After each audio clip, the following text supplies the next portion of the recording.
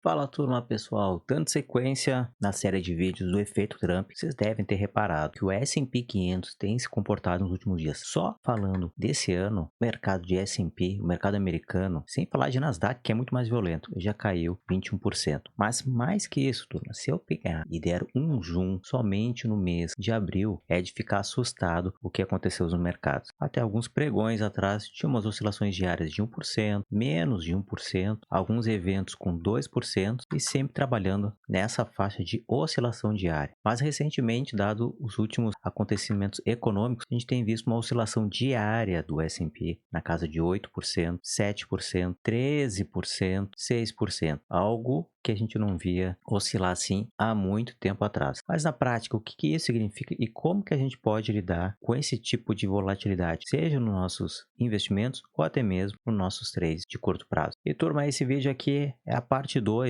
do conteúdo que eu estou fazendo do efeito Trump, de como vocês podem se preparar e algumas dicas do que eu estou fazendo para acompanhar esses últimos acontecimentos. E é claro que esse tema da volatilidade também vai ser abordado lá no XTB Talk, onde vai ser um novo evento agora em 24 de abril da XTB, para falar de investimentos, para falar de trade, falar de perspectivas e com certeza vão falar do que está acontecendo agora nos mercados e qual é a perspectiva dos analistas econômicos para o futuro dos mercados. Link para vocês participarem está na descrição do vídeo. A inscrição ela é gratuita. E vamos lá, turma. A tão temida volatilidade. Tem gente que teme a volatilidade porque ela afeta muito o nosso psicológico. Mas a volatilidade, ela é um risco ou então ela é uma oportunidade? E é claro que sempre vai ter os dois lados. E para responder se é um risco ou oportunidade, eu peguei as principais dúvidas relacionadas a esse tema e vamos passar limpo para vocês se situarem e também para se prepararem. O que é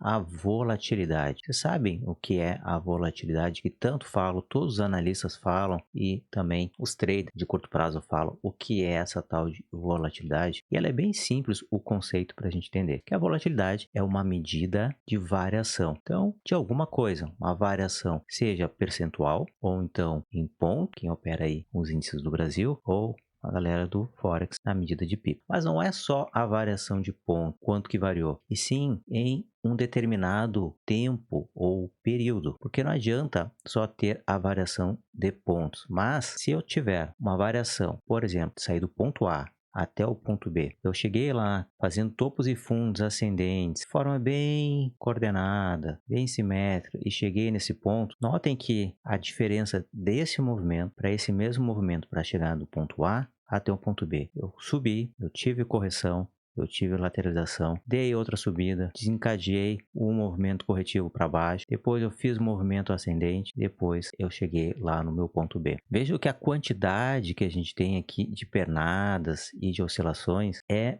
muito diferente o comportamento deste exemplo aqui. A gente tem acumulação, oscilação nula, puxada para alta, correção, mais uma puxada para alta, depois a puxada para alta. E se isso aqui ocorrer no mesmo período de tempo deste exemplo, os dois ocorreram, por exemplo, em uma semana, tá? Mas isso aqui, a gente já vai olhar no gráfico, às vezes acontece em um dia, às vezes isso acontece em 4 horas, e do jeito que a gente está vendo nos mercados agora, aconteceu em períodos bem menores. Vamos olhar o gráfico, como eu exemplifiquei já no início do vídeo. Olha só os últimos dias. A gente teve uma oscilação, o mercado ele começou aqui no nível de 5.260 e fechou lá com uma oscilação de 2% e meio, 2,6%. Se eu pegar o primeiro dia do tarifácio, foi lá, foi no dia 4, ó, o mercado já estava em movimentação de tendência de queda, 5%, o mercado abre com uma queda de 5% e depois desencadeia uma alta lá de 8%, mas ao longo do dia, vejam só, às vezes o mercado ele começa com uma máxima de 2% aqui no dia 8 e depois ele entrega tudo com 7% de queda. Veja que este outro exemplo foi muito mais brusco essa oscilação. O mercado saiu com uma esticada de 3% e entregou todos os 3%, menos 2,96, e depois deu uma outra esticada de 12,5 e depois uma outra pernada de 1,49. Tudo isso, turma, em um dia, em um instrumento altamente alavancado, que é o S&P 500. E se a gente partir para outros instrumentos, outros ativos como a Nasdaq, o S100, essas movimentações foram muito maiores. Eu estou aqui no gráfico de 1 hora. Vejam só o gráfico de 15 minutos desse dia. O mercado abriu perdendo 1%, depois sobe para 13,5%, depois perde quase 3%, sobe mais 13,5%, perde 2% e depois estica lá, fechando uma alta aqui de 10%. Então, isso aqui é volatilidade, tá? É quando a gente tem várias oscilações bruscas ao longo de um período curto, muito diferente de, por exemplo, 25 de março. Olha quanto é que o mercado estava oscilando. Menos de 1%, quase 0%, depois uma alta de 0,14%, uma queda de 0,18%, aí uma esticada, 0,5%, uma perda de 0,41%.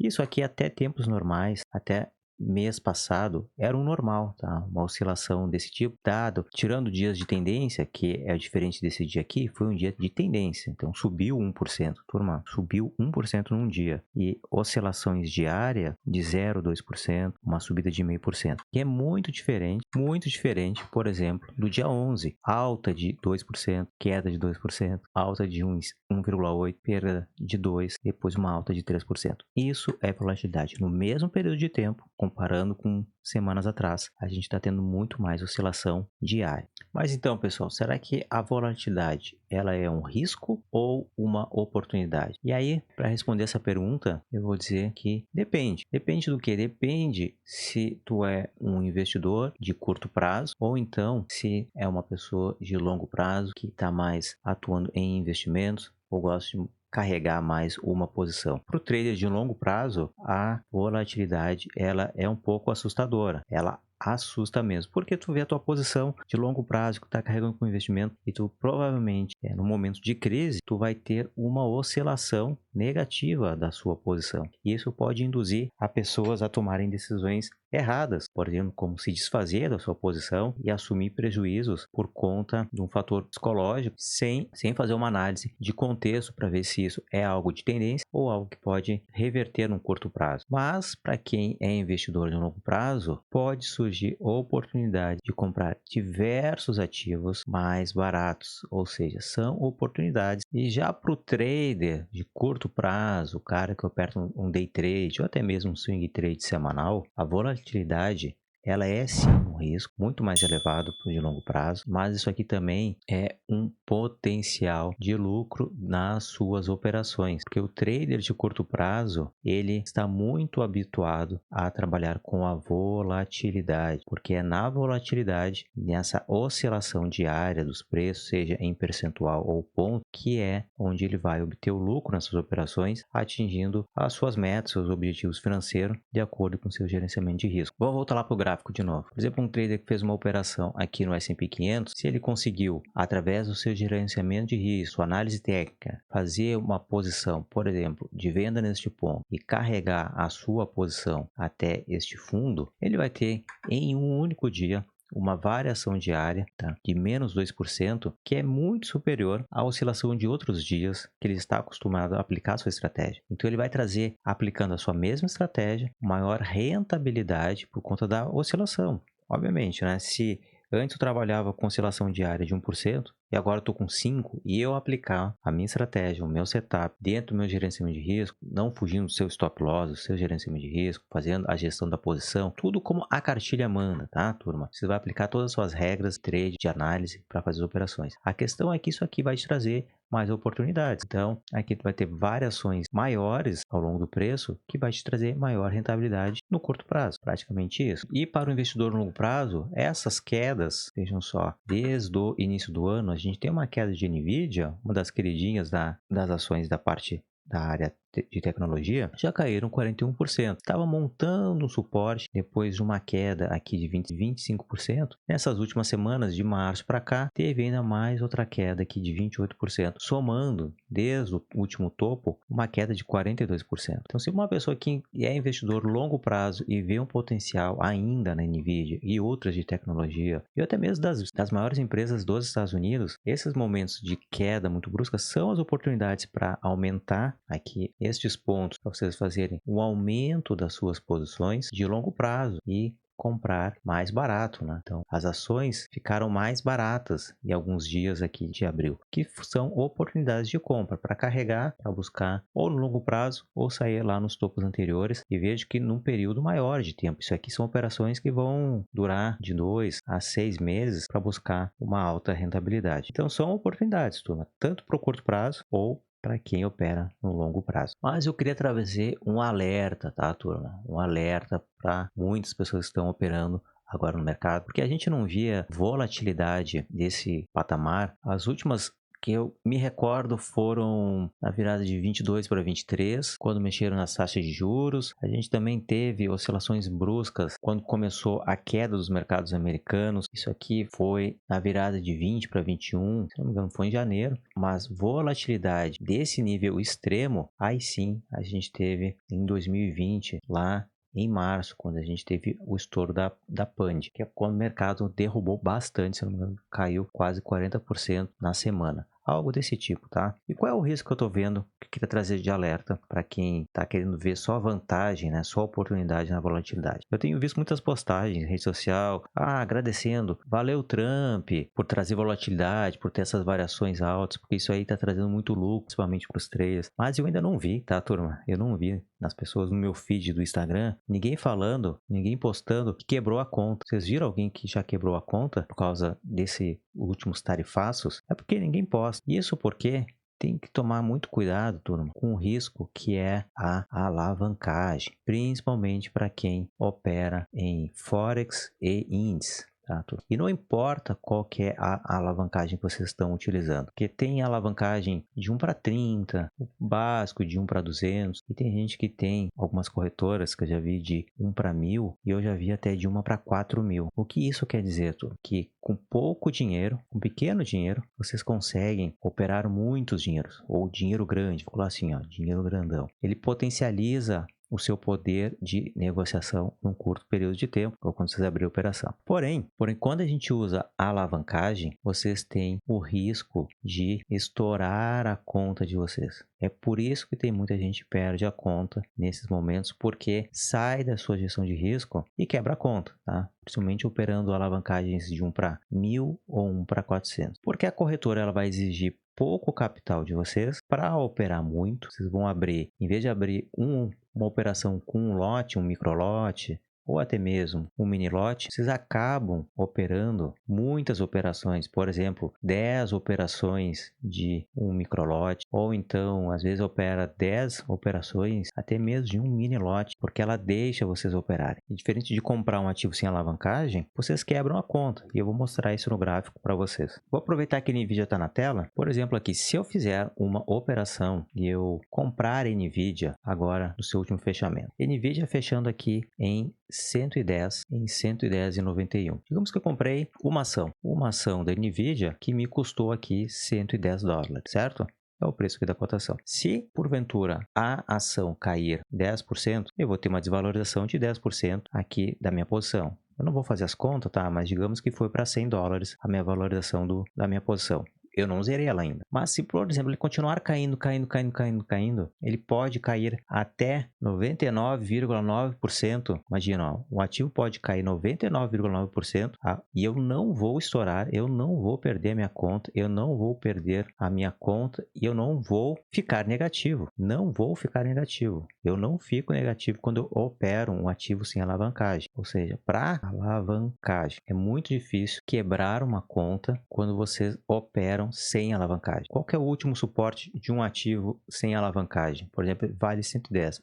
Vocês só vão estourar a conta de vocês aqui, ó, de Nvidia, quem começar a comprar, se a ação cair lá 91%, 92%, valendo $11 ou até zero, tá? Somente se esse ativo, esse instrumento, ele cair para zero, tá? Se ele estiver valendo zero, ele estiver valendo aqui, ó, nem sei onde é que tá o zero, ó, zero, aí vocês quebram a conta. É como uma vez eu ouvi o Bax falando, né?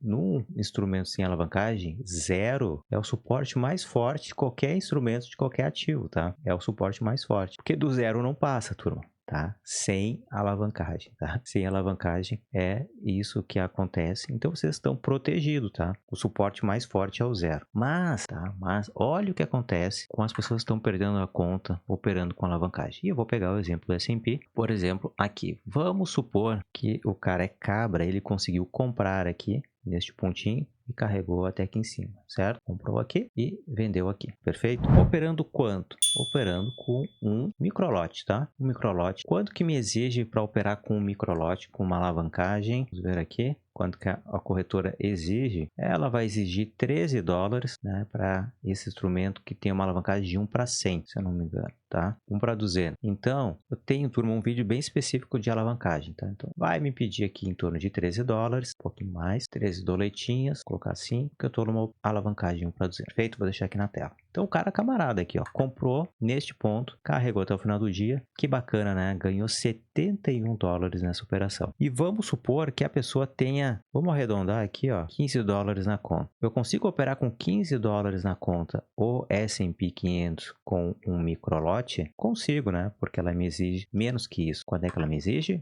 Vamos olhar. Ela me exige $13, certo? Ó, $13. E o que acontece muito é que as pessoas operam no limite da sua conta. Então, vamos pegar o exemplo se esse cara aqui, que comprou e vendeu, e se ele tivesse vendido? Olha só o que teria acontecido se ele tivesse vendido nessa posição. Vamos trocar a cor aqui. Vamos supor agora que o cara vendeu e o preço subiu e vai tomar um stop loss. Vamos ver o que acontece? Ó, a pessoa que vendeu neste fundo, achando que ia ter o rompimento, né? O que o cara diz aqui, ó, o analista? O mercado subiu, testou uma vez um suporte, testou outro suporte. 1, 2, 3... Opa, eu vou vender, vou aplicar uma operação de venda. Olha o que acontece com ele. Ele vende aqui, só nessa subidinha aqui, só nessa vela, turma. Vamos dar um zoom na tela que eu acho que vocês não estão entendendo. Olha só. Somente nessa vela aqui, ó, que ele vendeu, numa vela de 15 minutos, ele teve uma perda de $24,10. Né? Veja que é o tamanho dessa oscilação, né? 46 pips dá 23, $24. E o cara tinha $13 na conta. Não, o cara tinha 13 não, o cara tinha 15, tá? Então ele faz uma operação de venda aqui, ó. Eu vendi, faz uma venda, e aí ele coloca o stop loss. Sabe que o stop loss dele estava aqui? $30. Ele já estoura a conta. Tá vendo como é potencializado quando a gente usa uma alavancagem? Da mesma forma, quando a gente compra, tá? Digamos que eu estava aqui, ó, estava olhando o preço, montando um suporte e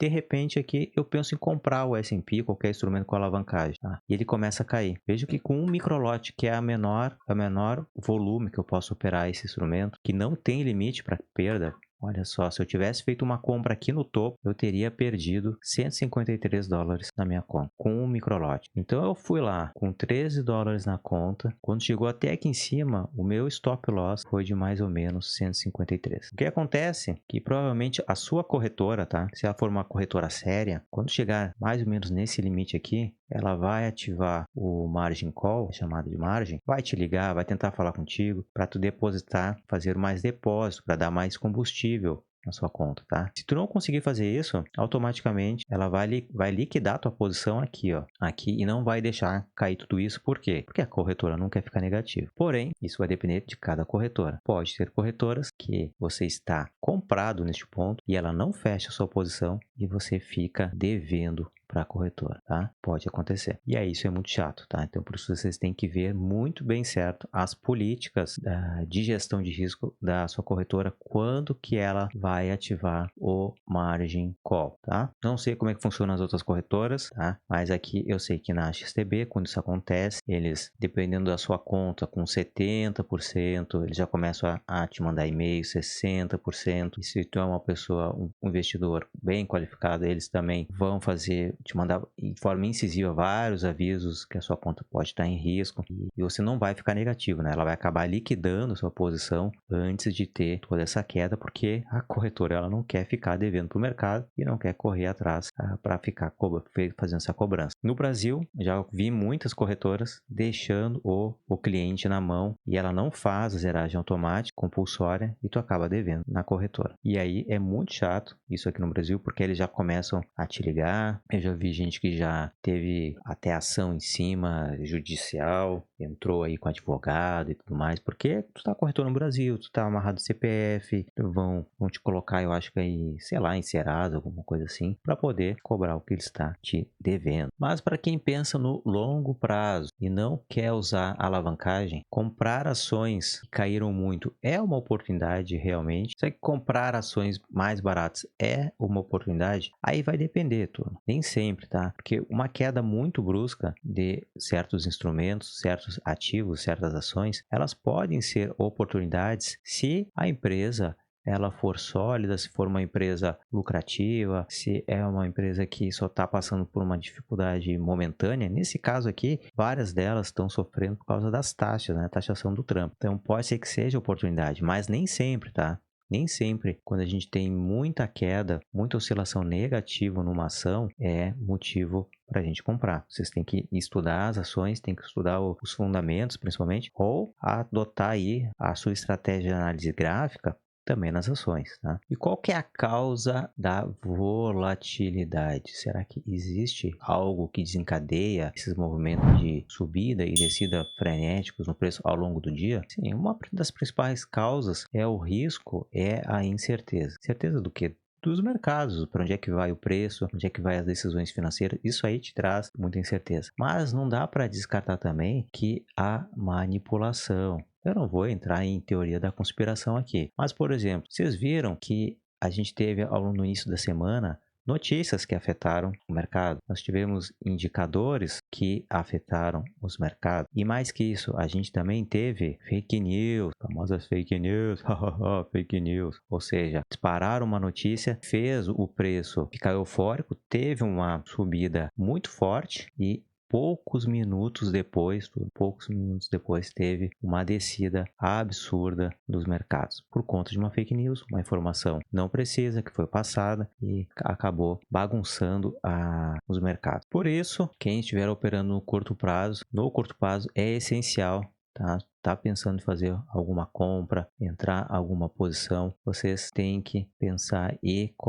definir os seus limites de perda, o seu stop loss, dentro do seu gerenciamento de risco. Isso aqui é muito importante, tá? Gerenciamento de risco, stop loss na posição para evitar perdas maiores. Não deu para pegar essa posição, espera uma nova oportunidade, usa a estatística na sua estratégia a seu favor, porque se tu tiver uma estratégia boa, bem sólida, vejam só, podem tomar alguns stops que com essa volatilidade, oscilação que está muito alta, vocês vão compensar suas perdas. Para isso até tem um vídeo aqui no canal, que eu vou deixar nos cards, que é sobre tamanho de lote e também eu vou colocar os vídeos sobre alavancagem e também sobre volatilidade, que eu já tenho postado aqui no meu canal, tá? É bem legal, é bem bacana, é um tema que vocês precisam dominar para acertar a mão de vocês para ser lucrativo no longo prazo. Beleza, turma? Não sei se essa volatilidade vai continuar ou não, mas o que vocês precisam fazer é se prepararem. Se não está acostumado com a volatilidade, está achando muito fortes os movimentos, seja aqui no Forex, seja nos índices, seja no mercado brasileiro, que também está respingando aqui na nossa B3, cara, fica de fora, fica acompanhando, dá uma revisada na tua carteira de longo prazo, vê se tem alguma oportunidade de alguma cripto. Então, fica de fora, acompanhe, espera o mercado se alinhar, porque, como vocês podem ver aqui, há vários instrumentos, vários ativos, ações, pelo menos nos Estados Unidos, já estão com quedas acumuladas nesse mês de abril. Pode ser que aumente essas quedas ou não, né? A gente nunca sabe para onde é que vai o preço, beleza? Espero que vocês tenham gostado. Não esqueça de deixar seu like, se inscrever no comentário. O vídeo ficou longo, mas é porque eu quero passar bem mastigadinho essa mensagem para vocês. Forte abraço e até o próximo vídeo.